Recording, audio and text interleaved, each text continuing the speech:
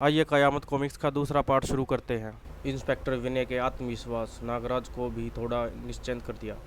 अचानक नागराज को बच्चों की आवाज़ सुनाई देती है। नागराज, ये तो बच्चों की आवाज़ है और इस खतरे को राज नहीं नागराज निपट सकता है। खतरा कुछ अजीबोगरीब तरह का रूप धारण करके आया था। तभी एक आदमी कहता है, ये कैसा प्राणी है? ऐसा लग रहा है जैसे अभी किसी बच्चे ने ड्राइंग बनाई है। एक बच्चा कहता है, जैसे ही मैंने इसे पूरा कलर किया ये मेरी ड्राइंग शीट से बाहर आ गया। और इस दृश्य को देखकर कुछ बच्चे सुन रह गए, लेकिन कुछ बच्चों ने भागना शुरू किया, लेकिन वो भाग ना कर सके। उस प्राणी ने उन्हें दबोच लिया और ऊपर की तरफ फेंक दी। लेकिन बच्चों का जमीन पर नीचे गिरना भी पक्का था, लेकिन वो नीचे गिरे नहीं। और पता चलता है उस प्राणी का नाम सीकड़ी है। नागराज, ये चीज़ क्या है? ये तो किसी बच्चे की ड्राइंग लग रही है। फिर एक बच्चा कहता है, ये मेरी ड्राइंग है नागराज। पता नहीं कैसे कलरफुल होते ही ये बाहर आ गया। नागराज कहता है, ये भी जादू उसी तरह जैसे सुबह ट्रेन के साथ हुआ था, मगर पहले इस सीकड़ी को कंट्रोल में करना जरूरी है। पहला बार नागराज ने किया जो किसी चट्टान को तोड़ दे। इंस्पेक्टर विनय, जो कि परमाणु है, पूरी स्थिति पर नजर बनाए हुआ था। ये नागराज एकदम से कहाँ से आ गया? चलो, अब मुझे परमाणु बनने की जरूरत नहीं है। बच्चों से भरे ग्राउंड में गोली चलाने सही नहीं था, बॉडी फोर्स का ही यूज करना था। परमाणु, इस प्राणी ने मेरे सिपाहियों को मोम के घोल में कैद कर दिया है। अगर थोड़ी देर में नागराज इसे कंट्रोल नहीं कर पाता तो परमाणु को आना होगा। इस सब से बेखबर ग्राउंड में दूसरी कोने में बच्चे ड्राइंग को पूरे करने में लगे थे। और जैसे ही क्रेयॉन्स की आखिरी लाइन पूरी होती है, पोल्यूशन दानव ड्राइंग से बाहर आकर रियल दानव बन जाता है। नागराज, ये सीकड़ी अब मुझ पर क्रेयॉन से हमला कर रहा है। यह जरूरी ही जादुई जीव है, इसको नष्ट करने का तरीका भी जादुई होगा, मगर वो जादू करने वाला कहाँ है? नागराज सीकड़ी पर उसी क्रेयॉन से हमला करता है। नागराज, शायद ये जादुई क्रेयॉन्स उसकी नज़र को रोक कर उसे अंधा कर सकते हैं और उसके बाद इसे कंट्रोल करना आसान है।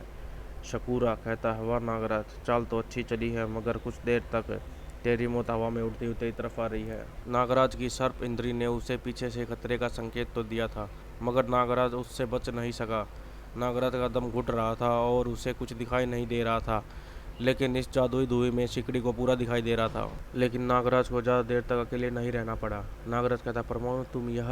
और कहता है, मैं तो भूल ही गया था कि मैं दिल्ली में हूँ। नागराज ने अपने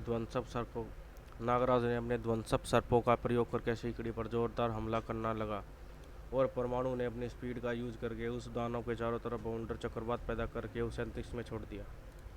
शकूरा कहता है, कौन है ये परमाणु? कहाँ से आ गया? मैं चाहूँ तो अभी उस दानव को यहाँ लेकर आ सकता हूँ, मगर बिना बात शक्ति का प्रयोग क्यों करना, जब क्रेयॉन से और दानव बन जाएंगे। तभी शकूरा देखता है बच्चों ने पेंटिंग बनानी बंद कर दी थी।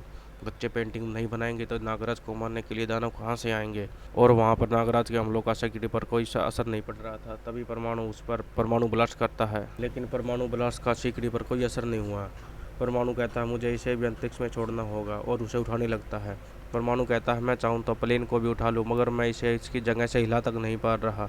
और अगले ही पल परमाणु को दिन में तारे दिखते हैं। नागराज कहता है, परमाणु ये जादुई प्राणी है, इसे मारने के लिए जादुई हथियार चाहिए, मगर मैं वो हथियार कहाँ से लेकर आऊँ? तभी न परमाणु चिल्लाता, नागराज, क्रेयॉन्स अपने आप ही ड्राइंग कर रहे हैं। नागराज कहता है, मैं समझ गया परमाणु, ये क्रेयॉन जादुई हैं, पहले इन क्रेयॉन्स को ही नष्ट करना होगा। ये कहते ही परमाणु जमीन पर पड़े क्रेयॉन्स को नष्ट करने लगा, लेकिन इसमें समय लगने वाला था। नागराज के लिए एक और चुनौती। नागराज पलट कर देखता है, एक नई मुसीबत, तलवारबाज और मुझे मारना चाहता है। नागराज कहता है, जो भी जादूगर मुझ पर हमला कर रहा है वो जानता है अगर मेरा बॉडी का कोई भी बॉडी पार्ट्स पूरा कट गया तो दोबारा नहीं जुड़ सकता, मगर वो तो शकूरा है। उसे तो मैंने कैद करके उसके शकूरा ग्रह पर भेज दिया था। शकूरा का प्लान सिंपल है, सीकड़ी मेरा ध्यान बटाएगा और तलवारबाज मुझे काट देगा। परमाणु मदद के लिए आता है, मगर नागराज उसे क्रेयॉन्स को नष्ट करने के लिए कहता है। नागराज कहता है, परमाणु तुम उन क्रेयॉन्स को नष्ट कर दो, नहीं तो वो ऐसे ही प्राणी पैदा करते रहेंगे और हम लड़ते रहेंगे। सीकड़ी और दूसरे प्राणी की टीम की तरह काम करते देखकर नागराज को एक आइडिया आता है। अगले ही पल नागराज अपने आप को सीकड़ी की गिरफ्त में कैद कर देता है, और जैसे ही तलवारबाज उस पर तलवार चलाता है, नागराज अपने आप को इच्छाधारी कण में बदल देता है और तलवार सीकड़ी को दो हिस्सों में काट देती है। और उसके बाद नागराज उस प्राणी के हाथ से तलवार छीनने की कोशिश करता है। तभी नागराज कहता है, तलवार लेना तो दूर, इससे बच पाना ही मुश्किल है। अचानक नागराज को तलवारबाज को खत्म करने करने का आइडिया नजर आया और नागराज ग्राउंड पे अपनी सर्प सेना को फैलाने लगा। और अब नागराज तलवारबाज के सामने खड़ा हो गया। जैसे ही तलवारबाज तलवार चलाने लगा, नागराज ने हाथ से इशारा किया। इशारा पाते ही नागराज की सर्प सेना ने तलवारबाज पर हमला शुरू कर दिया और जहां पर भी जादू स्पर्श होता वहीं से तलवारबाज गायब हो जाता और बार बार सर्प हमले के कारण तलवारबाज नष्ट हो गया। ये सब देखकर सकुरा चिल्लाता है, नागराज के सर्पों में जादुई ताकत कहाँ से आई, मुझे पास से देखना होगा। और तभी पता चलता है नागराज के सर्पों के मुंह में वाइट क्रेयॉन्स है जो कि सब मिटा देता है। और तभी प्रमाण हुआ था, नागराज तुमने दोनों प्राणियों को मिटा दिया। नागराज नहीं, मैंने उन पर वाइट क्रेयॉन्स का हमला किया था।